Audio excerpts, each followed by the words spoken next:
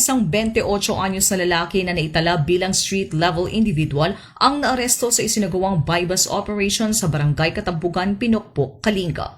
Nahuli ang suspect matapos nitong magbenta ng siyam na sachet ng pinaghihinalaang shabu na may kabuoang timbang na 1 gramo at tinatayang may standard drug price na 68,000 pesos.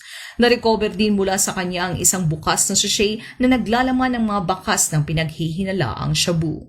Naging matagumpay ang operasyon sa pamamagitan ng koordinasyon at pagtutulungan ng mga operatiba mula sa Pinokpok Municipal Police Station, Philippine Drug Enforcement Unit at Provincial Intelligence Unit ng Kalinga Police Provincial Office, 1st Kalinga Provincial Mobile Force Company, Regional Mobile Force Battalion 15 at Philippine Drug Enforcement Agency ng Kalinga.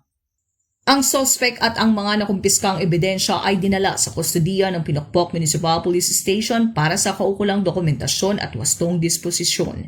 Nahaharap ang suspect sa kasong paglabag sa Republic Act 9165 o ang Comprehensive Dangerous Drugs Act of 2002.